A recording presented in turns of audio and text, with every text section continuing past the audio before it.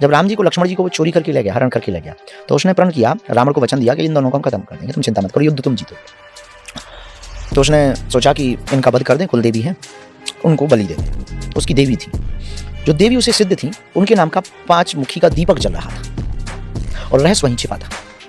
तो राम जी लक्ष्मण जी बंधे पड़े थे। तो राम जी बोले कहो लखनलाल। लखनलाल बोले आ रहा है नजदीक काल। राम जी बोले चिंता मत करो, बचाने वाला भी आ रहा, अंजनी काला है। बोले यहाँ कहाँ कैसे? और हनुमान जी तो सब जगह हैं। हनुमान जी आ गए, दरवाजे पर ही मकरध्वज से उनकी मुलाकात हो गई। कहाँ जा रहे? हनुमान जी बोले अंदर जा रहे, युद्ध हो गया, ऐसे कोई एंट्री नहीं, पास दिखाओ। हनुमान जी बोले हम सबके पास बनाते हैं, तुम्हें क्या खाक दिखा। हनुमान जी को लगा कि एक दो मुक्का रगड़ेंगे, नटवर ढीले हो जाएंगे, क्योंकि वो भी उनका ही बेटा था। भयंकर युद्ध हुआ, द्वंद्व, जो दाव पैंच हनुमान जी खेले वो भी खेल। हनुमान जी बोले यार भाई अपना परिचय तो दो। तुम्हें उन्होंने परिचय दिया, मैं हनुमान पुत्र मकरध्वज। अब हनुमान जी शौक हो गए, इधर तो कोई है ही नहीं, बेटा होना तो दूर की बात है। बोले भैया उनकी तो शादी तक नहीं भाई, तुम कहाँ से हो गए प्रकट? बोले नहीं अपन है। कैसे? उन्होंने घटना बताई। पहले आप बताओ आप कौन? बोले जिनके नाम से अपना आइडेंटिटी तुम बता रहे हैं वही हनुमान जी है। पर ये बताओ कि तुम हमारे बेटा कैसे? तब मकरध्वज ने बताया कि जब आप लंका गए थे और समुद्र में पूंछ बुझाने के लिए जब आप गए तो पसीना आया, पसीने की बूंद को हमारी माँ ने पा लिया, उससे हमारा जन्म हो। अब तुम बेटा, हम तुम्हारे बाप, चलो साइड हो। ये बताओ ये जो तुम्हारा राजा है, इसके पास कोई 2 राजकुमार है सुंदर से? बोले यार बहुत प्यारे। बोले वो हमारे प्रभु आराध्य लीला कर रहे हैं, तुम्हारी महिमा बढ़ाने के लिए ही उन्होंने लीला की। हनुमान जी ने ऐसा संबोधन किया मकरध्वज को। पर ये तुम्हारा राजा मरेगा कैसे? बोले देखो हम विश्वासघात तो कर नहीं सकते, राज बता सकते हैं, कर सको तो कर लेना। 5 बत्ती वाला एक दीपक जल रहा है, जो भी आदमी एक बार में उसको बुझाएगा वही मार पाएगा, और क्षमता नहीं। अब एक तरफ की बत्ती को, 2 बत्ती को हम लोग बुझा सकते हैं एक बार में, 5 को एक साथ बुझाना कठिन।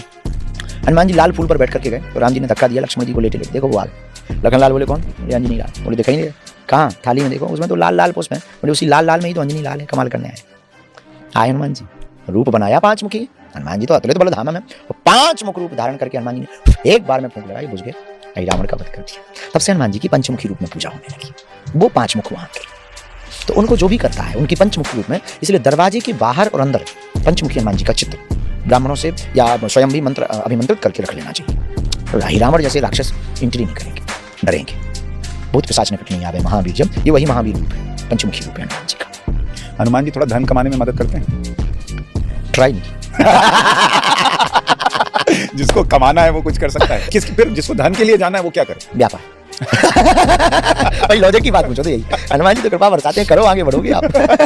और करना पड़ेगा, हनुमान जी गड़ा हुआ धन नहीं देंगे। अब आप सट्टा के नंबर पूछने चलेगा। एक हमें कोई एक बात बताना भूल गया, बताया एक मजे की बात ये है, क्या हुआ कि एक कोई हमको एक फ्लाइट में एक आदमी मिला, बोले हमारे गुरुजी बहुत पावरफुल। कहा होंगे, होते ही हैं गुरु तो पावरफुल सबके होते हैं, हम अपने भी कम थोड़ी है। हमारे 2 गुरु हैं, एक आदर्श रूप में सन्यासी बाबा, एक हमारे दादा एक हमारे आदर्श रूप में सन्यासी बाबा, एक हमारे जगत गुरु जी। अच्छे छिल जाते हैं। बोले नहीं हम कुछ और बता रहे हैं। क्या बता रहे बताओ? बोले जैसे तुम्हारे पास शक्ति है ना हमारे गुरुजी के पास। कहोगे था वो कहीं केरल का, उड़ीसा का, हमें ये ध्यान नहीं है। बोले हमारे गुरुजी नंबर बता देते हैं। हम कहा कि? बोले मोबाइल नंबर, आधार कार्ड नंबर, पैन नंबर। गजब है यार। बोले तुम बता देते हो? हम कहा यार जी सकती है अपन पे नहीं। हम कहा हमारे पास जी सकती तो नहीं है, लेकिन हम कहा एक बात बोले, बोला ना मानो। बोले हम कहा भारत पे कर्जा बहुत, 6 नंबर अगर बताएं तो हम तुम्हारे गुरुजी का चेला बनने आ जाए। अमेरिका में लॉटरी लीगल है, बाहर में मटका नंबर लगा के भारत को कर्जा चुकवा। पूरी गली पर उसने हमसे बात ही नहीं की। हमका बेतुके आदमी बेफिजूली के ये जो मोबाइल नंबर, ये जो आधार कार्ड नंबर बता भी दे तुम्हारे गुरुजी, तो देश का क्या भला हो रहा है ये बता दो। इसलिए हमने कहा ना, अभी हम कुछ दिन पहले बोले, अभी हम आपको फिर से आपके इस पे मोबाइल पे भी बोल देते, पर्चा बनाने से, मन की बात बताने से इस भारत का भला नहीं होना है। भारत के लिए कुछ बड़ा करना पड़ेगा, वो करने की तैयारी हमने की। दूसरी बात, हनुमान जी धन कमाने पर भी कृपा करते हैं, वो तो निष्ठा से जाओ, चाहे जो हमारे जैसा गांव देहात का आदमी, अनपढ़ आदमी, पढ़ा नहीं है, समय नहीं दिया, जीवन का कोई पता नहीं था, ढंग का पता नहीं, मुझे कौन पूछता था? तेरी बंदगी से पहले मैं खुद को ढूंढता था, इस जिंदगी से पहले। ये हनुमान जी की कृपा है कि आप हमारे साथ बैठ के बात कर रहे हैं, वरना अपनी औकात हमें पता है। ये हनुमान जी की कृपा है। तो अगर आप यहाँ से जाएंगे तो ऐसा कुछ भी नहीं है कि आप ना पा पाए वो बागेश्वर बालाजी और कोई भी हनुमान राम की। तो जब भी उनकी सेवा में बैठे तो राम नाम जप करें।